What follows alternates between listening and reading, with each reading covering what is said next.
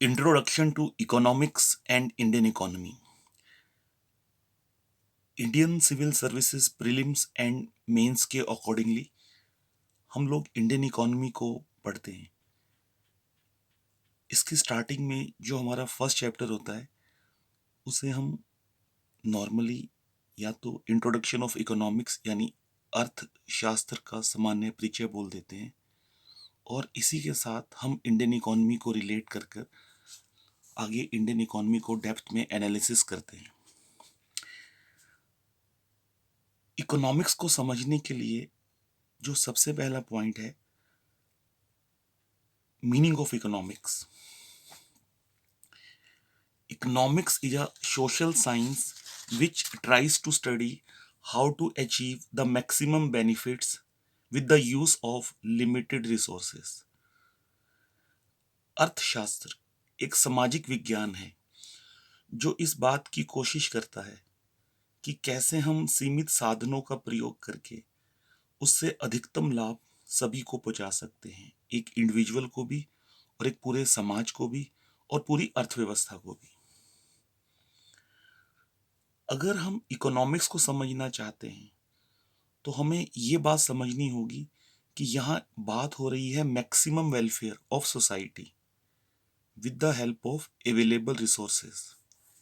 Economics में हम ये पढ़ते हैं कि इस संसार में आप कहीं भी चले जाइए, रिसोर्सेज हमेशा लिमिटेड ही रहते हैं, लेकिन ह्यूमंस की वांट्स, डिजायर्स या डिमांड ये कभी भी लिमिटेड नहीं होती, ये अलग अलग टाइम पर फ्लक्चुएट करती रहती है।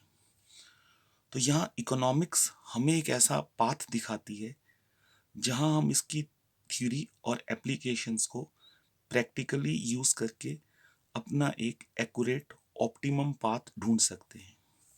सेकंड पॉइंट, इकोनॉमिक्स वर्ड कहाँ से जनरेट हुआ?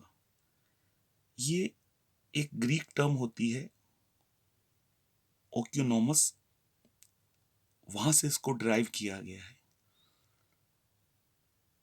इस टर्म का मीनिंग होता है rules of the house hold, यानी घरेलू उपभोक्ताओं के नियम। इकोनॉमिक सोशल साइंस के अंदर उन सब इकोनॉमिक एक्टिविटीज को स्टडी करती है जो आपको प्रोडक्शन, डिस्ट्रीब्यूशन और कंजम्पशन ऑफ गुड्स और इसके साथ सर्विसेज इन एन इकोनॉमी, इसे आप कैसे ऑपरेट करेंगे, इससे आप कैसे मैक्सिमम बेनिफिट डिराइव करेंगे और कैसे उसको पूरी सोसाइटी में या हम ये कह दें कि पूरी इकोनॉमी में डिस्ट्रीब्यूट करेंगे। अगर हम हिस्ट्री में जाएं तो एडम स्मिथ सर को फादर ऑफ इकोनॉमिक्स कहा जाता है, और उनकी famous book a wealth of nation इसमें सबसे एक लैंडमार्क बुक मानी जाती है, जिसमें उन्होंने बताने की कोशिश की है कि क्या कारण होता है कि कुछ राष्ट्र अत्यधिक धनी हो जाते हैं और कुछ उस सीमा तक नहीं पहुंच पाते। आइए आगे बढ़ते हैं। एक ऐसा पर्सन जो इकोनॉमिक्स में बिल्कुल स्टार्टिंग लेवल पर है, उसे सबसे पहले क्या समझना चाहिए? बेसिकली पेपर के पॉइंट ऑफ व्यू से उसे इकोनॉमिक्स के अंदर इसकी बेसिक टर्म्स, इसके फंडामेंटल्स को पहले क्लियर करना चाहिए, तब आगे मूव करना चाहिए।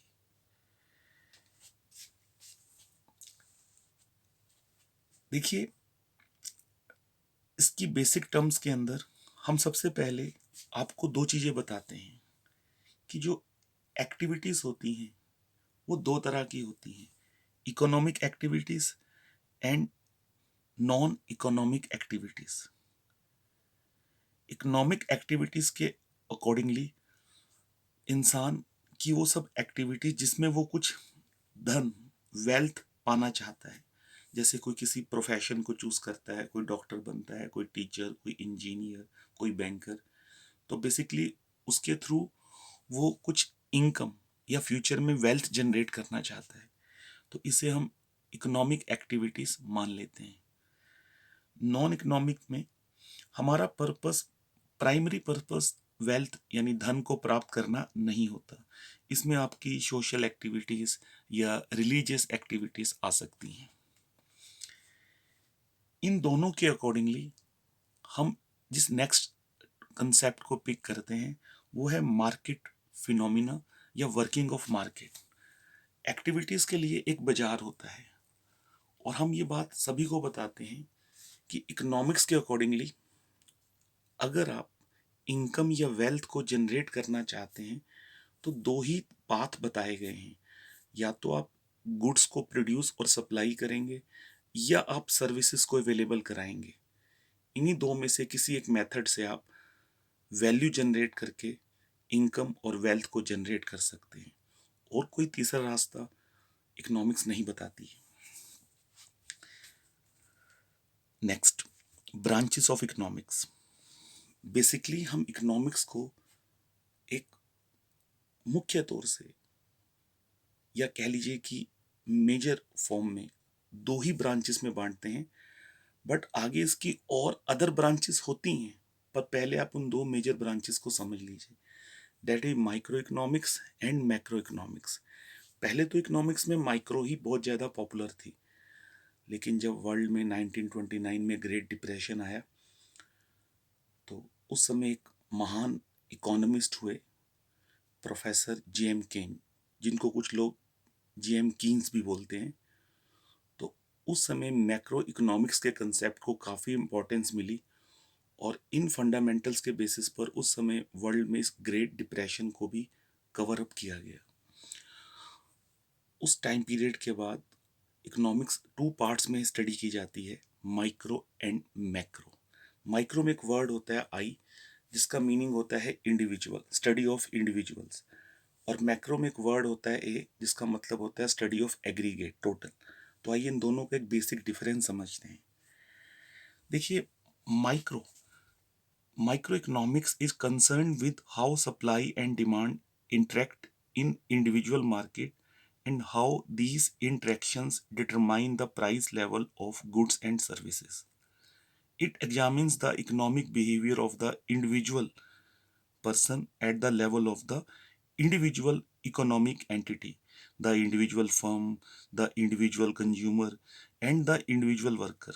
आप ये कह सकते हैं कि जब आप एक व्यक्तिगत स्तर पर किसी एक ह्यूमन को या किसी एक फर्म को या किसी एक कंज्यूमर या कस्टमर को स्टडी करते हैं तो वो माइक्रो इकोनॉमिक्स होती है, यानी सूक्ष्म अध्ययन, एक का अध्ययन। लेकिन उससे आपको कभी भी पूरी इकोनॉमी की रियल पिक्चर नहीं पता लगती।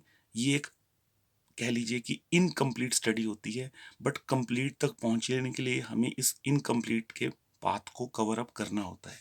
हम ये नहीं कह सकते कि इसकी कोई वेटेज नहीं है, इसकी इक्वली वेटेज है as compare to macro.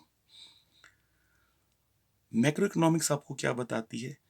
It mainly concern with how the overall economy works. पूरी अर्थव्यवस्था कैसे काम करती है, ये आपको मैक्रो बताती है।